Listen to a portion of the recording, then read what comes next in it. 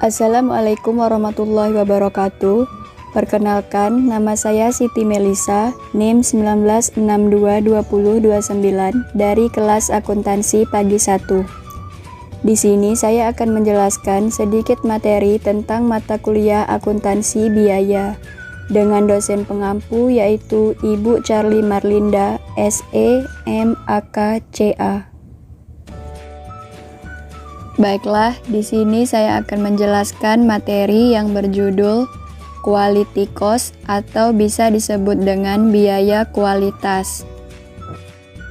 Sebelum kita masuk pada materi pembahasannya, saya akan membacakan terlebih dahulu beberapa agenda yang akan saya bahas pada kesempatan kali ini. Yang pertama yaitu pengertian dari biaya kualitas. Yang kedua, pengklasifikasian biaya kualitas.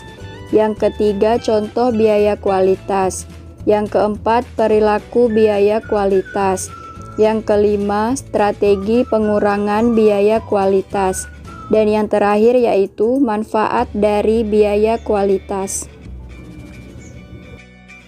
Baik, kita langsung saja masuk pada materi pembahasannya. Yang pertama yaitu pengertian dari biaya kualitas. Ada beberapa ahli yang mengemukakan pengertian dari biaya kualitas. Yang pertama yaitu menurut Hansen dan Mowen 2009. Biaya kualitas adalah biaya-biaya yang timbul karena mungkin atau yang telah terdapat produk yang buruk kualitasnya.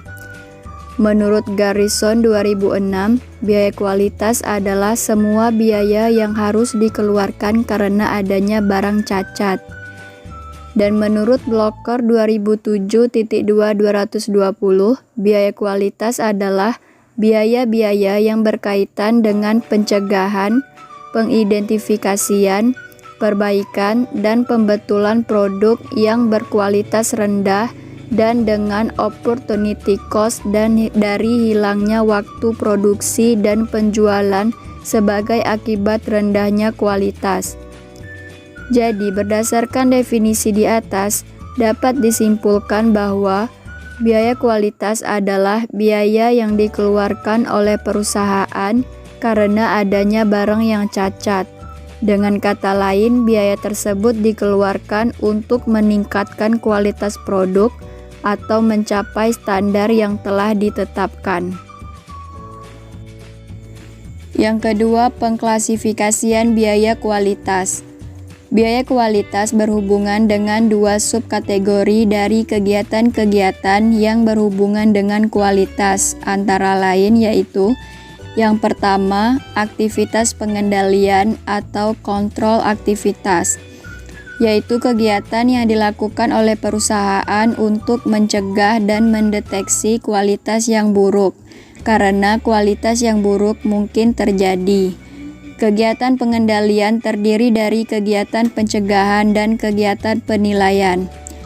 Yang kedua, aktivitas karena kegagalan atau failure aktivitas, yaitu kegiatan yang dilakukan oleh perusahaan atau konsumen untuk merespon kualitas yang buruk.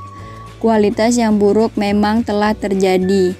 Kegiatan karena kegagalan terdiri dari kegiatan karena kegagalan internal dan kegagalan eksternal. Menurut Gashford 2006.210, biaya kualitas dapat diklasifikasikan menjadi 4 kelompok, yaitu yang pertama, prevention cost atau biaya pencegahan. Yang kedua, appraisal cost atau biaya penilaian. Yang ketiga, internal failure cost atau biaya kegagalan internal. Dan yang terakhir yaitu external failure cost atau biaya kegagalan internal. Berikut ini adalah uraian dari keempat biaya kualitas tersebut. Pertama, prevention cost atau biaya pencegahan. Biaya pencegahan adalah biaya yang dikeluarkan untuk mencegah terjadinya cacat dalam produk atau jasa yang dihasilkan oleh perusahaan. Yang kedua, appraisal cost atau biaya penilaian.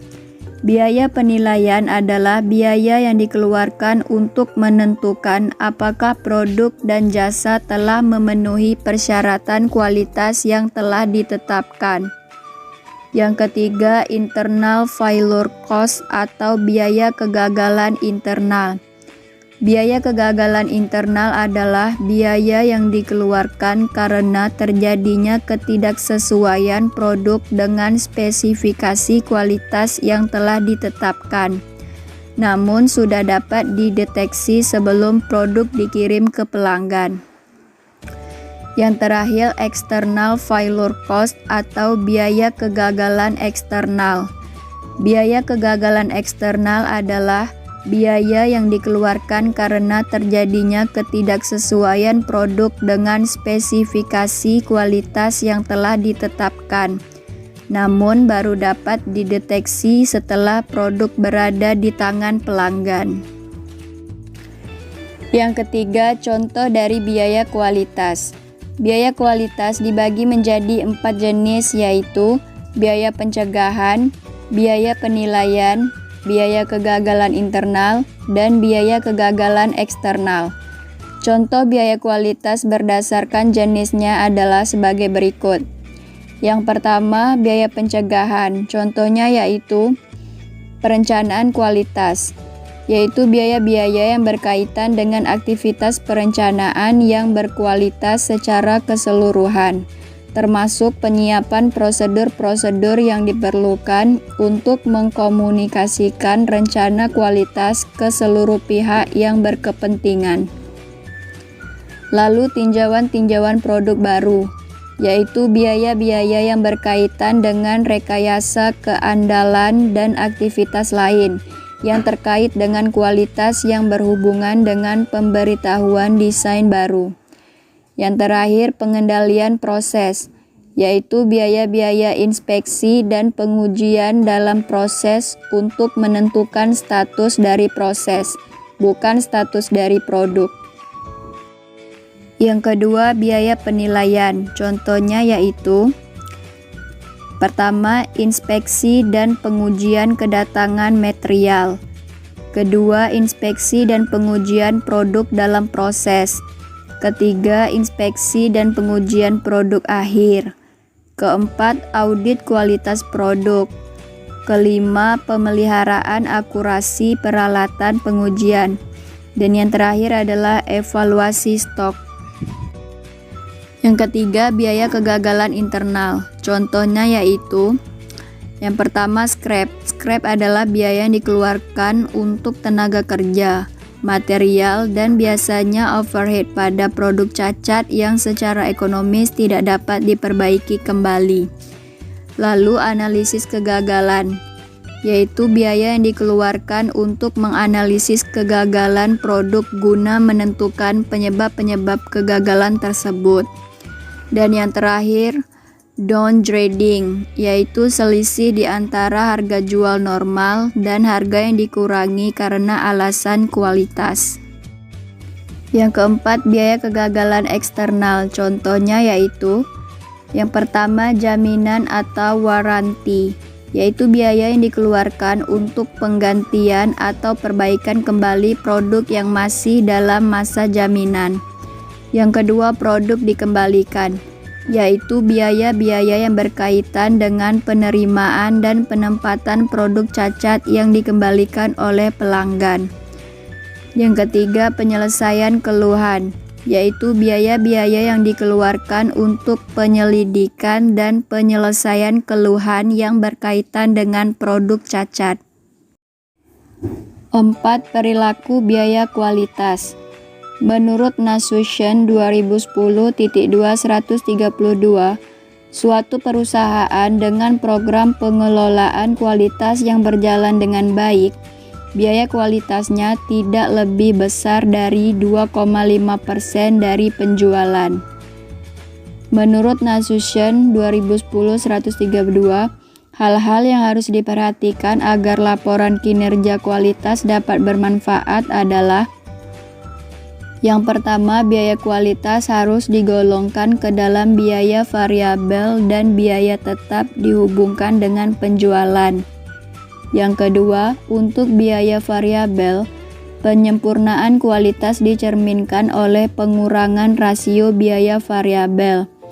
Pengukuran kinerja dapat menggunakan salah satu dari dua cara sebagai berikut. Cara yang pertama yaitu rasio biaya variabel. Pada awal dan akhir periode tertentu dapat digunakan untuk menghitung penghematan biaya sesungguhnya atau kenaikan biaya sesungguhnya.